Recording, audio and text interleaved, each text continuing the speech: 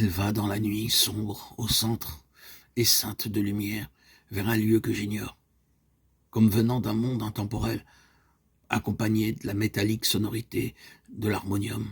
Dans la maison résonnait la comptine. Le cheval de bois du roi tourne, tourne, la belle est là. Tourne, tourne le roi. Oh, ma mère, où sont les jeunes filles, ma mère? Évanouie, évanouie, pleure, pleure la fille.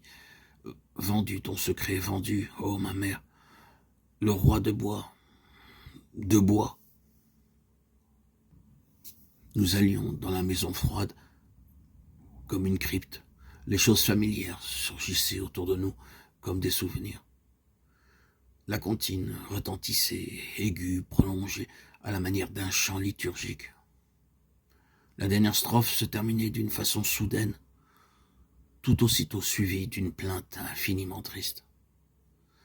Nous entrions dans la chambre de Conrad Marie, couché depuis plus de 30 années dans un lit à baldaquin.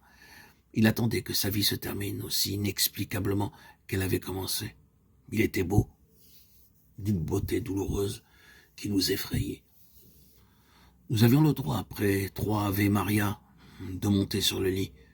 Nous nous blottissions dans l'édredon, tout imprégnés d'une odeur sauvage.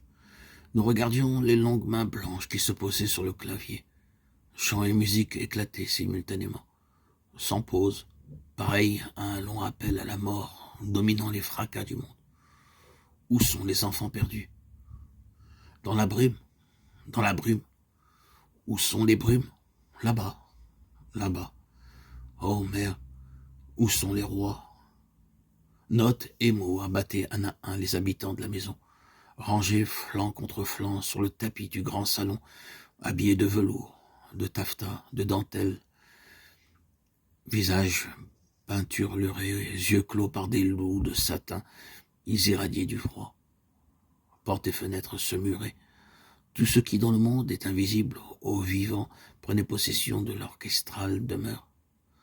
Nous éprouvions une joie brute, sans regret, sans souvenir.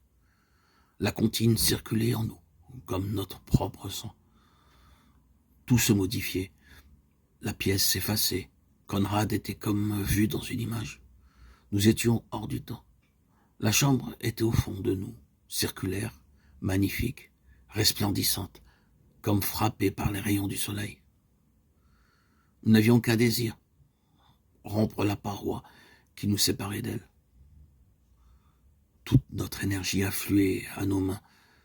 Elle troublait notre chair, l'ouvrait, la pénétrait. Ivres de nous-mêmes, nous savions que si nous parvenions jusqu'à la chambre, nous serions à nouveau souverainement seuls. Quelqu'un entrait dans la pièce et disait « Nous ne pouvons supporter cela ».